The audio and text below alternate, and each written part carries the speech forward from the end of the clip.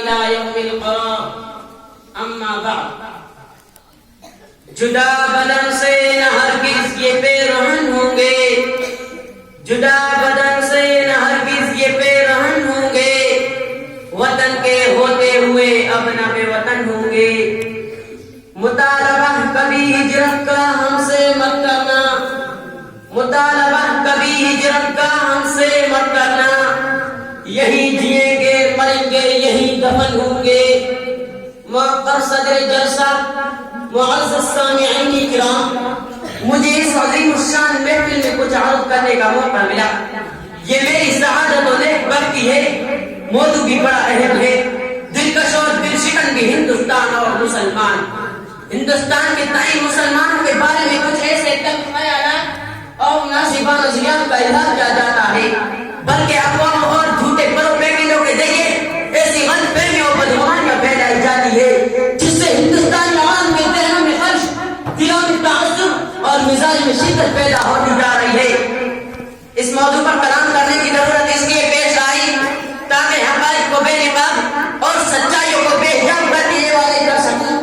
کہ ہندی مسلمان مادر وطن کے تئیں ہمیشہ سنجیدہ، مخلص اور بے روک رہا ہے۔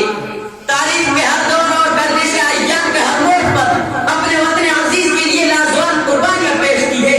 بلکہ اس کی شان و شوکت کے تحفظ، اس کے عالم کی سربلندی، اس کے تعمیر اور ترقی کے لیے نمایاں کارنامے انجام دیے ہیں، جن سے تاریخ ہند کا ایک ایک گروہ، ایک ایک سما، ایک ایک صدر مزین مرصع اور مجلہ ہے۔ اٹھائے کچھ ورق لالا نے، کچھ نرگس نے، کچھ گل نے، اٹھائے کچھ ورق لالا نے، کچھ نرگس نے، کچھ گل نے، چمن میں ہر طرف پھیلی ہوئی یہ داستان میری۔ حضرات، آج اس محفل میں سب سے پہلے اس بدگمانی اور غلط فہمی کا اظہار ضروری معلوم ہوتا ہے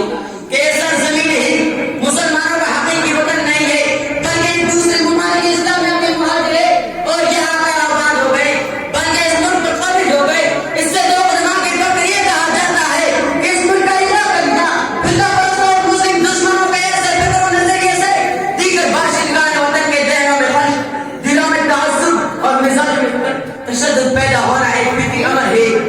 جبکہ تاریخی حوالوں کے تناظر کے اس افواہ اور الزام کی کوئی حقیقت نہیں ہے، بلکہ یہ سراسر جھوٹ ہے، صداقت کے خوبصورت ٹکڑے پر کیچڑ اٹھانے والے کے مطابق ہے۔